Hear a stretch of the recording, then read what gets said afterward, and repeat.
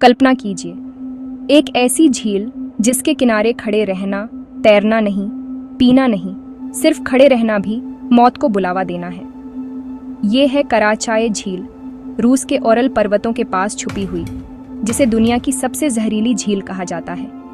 इसकी रहस्यमयी प्रकृति का कारण है इसमें जमा रेडियोधर्मी कचरा, जो इसे इतना खतरनाक बनाता है कि यहाँ कुछ मिनट रुकना भी जानलेवा साबित हो सकता है। कराचाए झील की सतह पर दिखने वाली शांति के पीछे छुपा है एक ऐसा जहर जो इसे दुनिया में अनोखा बनाता है, एक ऐसी जगह जहां प्रकृति और विज्ञान की सबसे घातक गलती सामने आती है। ये कोई कहानी नहीं, ये कोई फिल्मी कल्पना नहीं, ये झील आज भी मौजूद है, धरती पर, हमारी ही दुनिया में। इस झील का नाम है कराचे लेक।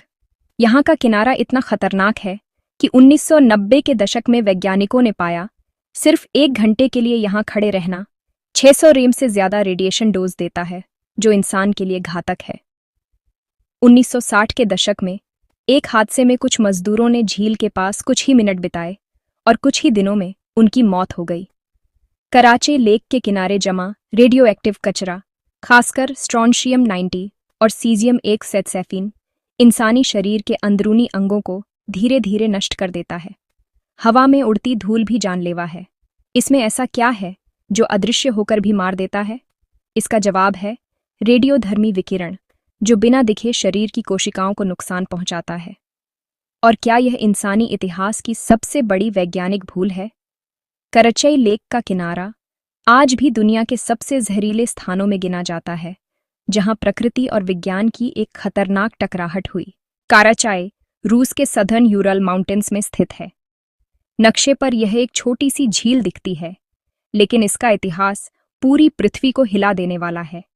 इसके पास है एक बंद शहर ओजेर्स्क, और इसी शहर के भीतर सोवियत काल का एक गुप्त परमाणु केंद्र, मायक न्यूक्लियर फैसिलिटी, इतना गुप्त कि सालों तक दुनिया को इसके अस्तित्व का भी पता नहीं था। 1940-50 का दशक, दुनिया 2 हिस्सों में बंटी थी। अमेरिका और सोवियत यूनियन दोनों के बीच चल रही थी परमाणु हथियारों की दौड़। सोवियत यूनियन को चाहिए था तेजी से परमाणु बम और उससे निकला जहरीला कचरा छुपाने की जगह। समस्या यह थी, परमाणु कचरा न तो जलता है, न सड़ता है, और न ही जल्दी खत्म होता है। तो वैज्ञानिकों ने क्या किया? उन्होंने कराचे लेक को परमाणु कचरे का डंपिंग ग्राउंड बना दिया। इस झील में डाला गया caesium 137, strontium 90, plutonium isotopes, iodine ऑक्सोटिवस और कोबाल्ट 60। सीसियम 133 शरीर में पोटेशियम की तरह घुल जाता है, जिससे मांसपेशियों और अंगों को नुकसान पहुंचता है। स्ट्रोंटियम 90 हड्डियों में कैल्शियम की जगह बैठ जाता है, जिससे बोन कैंसर और ल्यूकेमिया का खतरा बढ़ता है। प्लूटोनियम डीएनए को सीधे नुकसान पहुंचाता है, जिससे जेनेटिक म्यूटेशन और कैंसर हो सकता है। आयोडाइन 131 थायराइड ग्रंथि में जमा होकर थायराइड कैंसर का कारण बनता है। ये रेडियोएक्टिव पदार्थ मिट्टी, पानी और हवा में फैलकर पूरे इकोसिस्टम को प्रभावित करते हैं। पौधों, जानवरों और इंसानों में गंभीर बीमारियां फैला सकते हैं। इनकी आधी उम्र 30 साल, 100 साल और कुछ मामलों में तो हजारों साल, मतलब जो जहर 1950 में डाला गया था, वह आज भी उतना ही जिंदा है। वैज्ञानिक माप बताते हैं कि कराचे लेक के किनारे रेडिएशन लेवल हिरोशिमा बम से बचे लोगों से कई गुना ज्यादा था। अगर कोई व्यक्ति 5 से 10 मिनट झील के पास खड़ा रहे तो उसे मिलती है 400 से 600 रोएंटजन रेडिएशन। इतनी रेडिएशन डीएनए तोड़ देती है, बोन मैरो नष्ट कर देती है, शरीर को खुद के खिलाफ खड़ा कर देती है। चेरनोबिल हादसे में भी हजारों लोगों को रेडिएशन बीमारी हुई थी। WHO के अनुसार 6000 से ज्यादा थायराइड कैंसर के मामले सामने आए। मौत तुरंत नहीं आती, लेकिन अंदर से शुरू हो चुकी होती है। 1967 में सूखा पड़ा, झील का पानी घटा, नीचे जमा रेडियोएक्टिव कीचड़ सूख कर धूल बन गया। फिर चली तेज हवाएं और वह धूल गांवों, खेतों, इंसानों, जानवरों सब तक पहुंच गई। 20,000 से ज्यादा लोग रेडिएशन की चपेट में आए। जापान के फुकुशिमा हादसे के बाद 1,60,000 से ज्यादा लोगों को अपने घर छोड़ने पड़े थे। वैज्ञानिकों ने पाया कि रेडिएशन का असर पीढ़ियों तक रह सकता है। कई गांव नक्शे से मिटा दिए गए।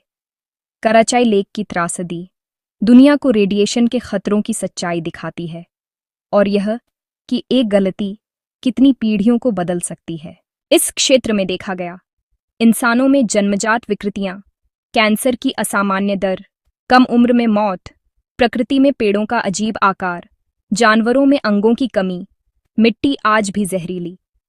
2060 की एक स्टडी के अनुसार कराचाई झील के आसपास रहने वाले लोगों में कैंसर और ल्यूकेमिया के मामले सामान्य से कई गुना ज्यादा पाए गए। विशेषज्ञों का कहना है कि रेडिएशन के कारण बच्चों में जन्मजात बीमारियां और जानवरों में जेनेटिक म्यूटेशन आम हो गए हैं। वैज्ञानिकों ने चेतावनी दी है कि झील के आसपास की प्रकृति और मानव जीवन पर इसका असर कई पीढ़ियों तक रहेगा। क्यों तक? यह रेडिएशन दिखता नहीं, सूंघा नहीं जा सकता, लेकिन हर कोशिका को बदल देता है। जब खतरा दुनिया के सामने आया तो रूस सरकार ने फैसला किया झील को खत्म नहीं, दफन किया जाए। 1970 के दशक में कराचाई लेक को दफनाने के लिए एक अभूतपूर्व ऑपरेशन शुरू हुआ। भारी कंक्रीट स्लैब्स, पत्थर और लाखों टन मिट्टी झील में डाली गईं। मकसद था रेडियो एक्टिव पानी को हवा और बारिश से अलग करना ताकि जहर और न फैले।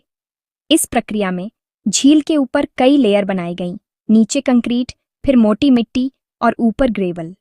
हर लेयर का काम था रेडिएशन को रोकना और पानी के रिसाव को कम करना। यह दुनिया के सबसे बड़े कंटेनमेंट प्रोजेक्ट्स में से एक था। कराचाई लेक की तरह अमेरिका के हैनफर्ड साइट और ब्रिटेन के सेलाफील्ड में भी जहरीले कचरे को दफनाने की कोशिशें हुईं। लेकिन कराचाई की रेडियो एक्टिविटी इतनी ज्यादा थी कि यहां कुछ मिनट खड़े रहना भी जानलेवा था।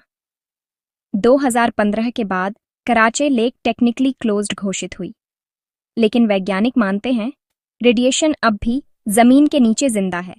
कंटेनमेंट के बावजूद रिसाव का खतरा बना हुआ है। ये झील सवाल पूछती है, क्या विज्ञान बिना जिम्मेदारी के सुरक्षित है? क्या तरक्की का मतलब जड़ छुपाना है? और अगर प्रकृति जवाब दे तो क्या हम तैयार हैं? कराचाई लेक इंसान की सबसे खामोश लेकिन सबसे खतरनाक गलती है। आज यह झील दिखाई नहीं देती, लेकिन उसका जहर अब भी सांस ले रहा है। हो सकता है हमने उसे मिट्टी से ढक दिया हो, लेकिन क्या हमने अपनी गलती से कुछ सीखा?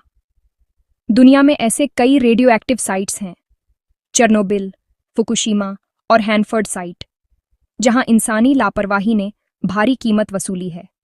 विशेषज्ञों की सलाह है कि ऐसे इलाकों को हमेशा मॉनिटर किया जाए और पारदर्शिता के साथ लोगों को खतरे के बारे में बताया जाए। अगर हमने नहीं सीखा तो कराचाई लेक सिर्फ एक झील नहीं, बल्कि पूरी दुनिया के लिए भविष्य की चेतावनी है। कराचाई झील की कहानी हमें यह याद दिलाती है कि इंसान की लापरवाही प्रकृति को कितना बड़ा नुकसान पहुंचा सकती है। क्या आप जानते हैं, दुनिया में ऐसी कई जगहें हैं जहां रेडियो एक्टिव कचरे और प्रदूषण ने लाखों लोगों की जिंदगी बदल दी है। यह सिर्फ रूस की कहानी नहीं है, यह हर देश, हर समाज के लिए चेतावनी है। हमें पर्यावरण की रक्षा के लिए जिम्मेदारी लेनी होगी, ताकि आने वाली पीढ़ियां ऐसी गलतियों का बोझ न उठाएं। अगर यह वीडियो आपको सोचने पर मजबूर करे, तो इसे सिर्फ देखें नहीं, समझें और बदलाव की शुरुआत खुद से करें।